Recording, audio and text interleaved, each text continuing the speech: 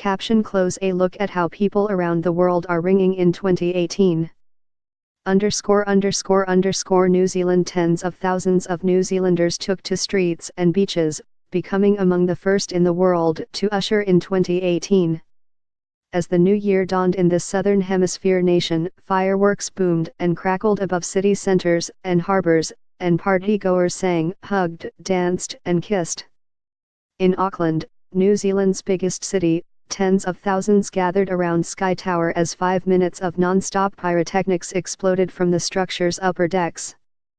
But on nearby Waihook Island, 30 kilometers, 20 miles, away, authorities cancelled the planned fireworks display because of drought conditions and low water supplies for firefighters.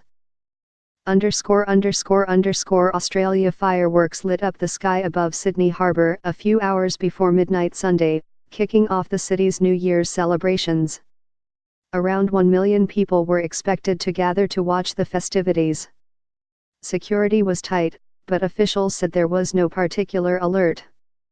During the midnight fireworks display, a rainbow waterfall off the Sydney Harbour Bridge was planned to celebrate recently passed legislation legalising gay marriage in Australia. China. Those willing to brave the cold in Beijing will join a countdown at the tower at Yongdingmen Gate, a rebuilt version of the Ming Dynasty-era landmark gate at the southern end of the city's north-south axis. Bells will be rung and prayers offered at temples in Beijing, but the Gregorian calendar's New Year's celebrations are typically muted in China compared to the Lunar New Year, or Spring Festival, a time of fireworks, feasts and family reunions. Authorities throughout China are also on high alert for stampedes or terror attacks at large public gatherings.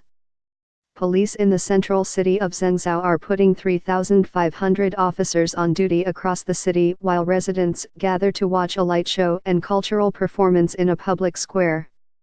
The official Xinhua news agency reported that President Xi Jinping sent a New Year's greeting to his Russian counterpart, Vladimir Putin, saying Beijing is ready to boost cooperation with Russia in 2018. Japan. Many Japanese are celebrating the arrival of the Year of the Dog in the traditional way of praying for peace and good fortune at neighborhood Shinto shrines, and eating New Year's food such as noodles, shrimp, and sweet black beans. Barbecued beef and octopus dumpling stalls were out at Tokyo's Sohaji Temple, where people take turns striking the giant bell 108 times at midnight, an annual practice repeated at other Buddhist temples throughout Japan. North Korea's nuclear and missile programs cast a shadow over Japan's hopes for peace, said 33-year-old cab driver Masaru Iguchi, who was ready to be busy all night shuttling shrine visitors. The world situation has grown so complex, Iguchi said, adding that he also worried about possible terrorism targeting Japan. I feel this very abstracted sense of uncertainty, although I really have no idea what might happen. ________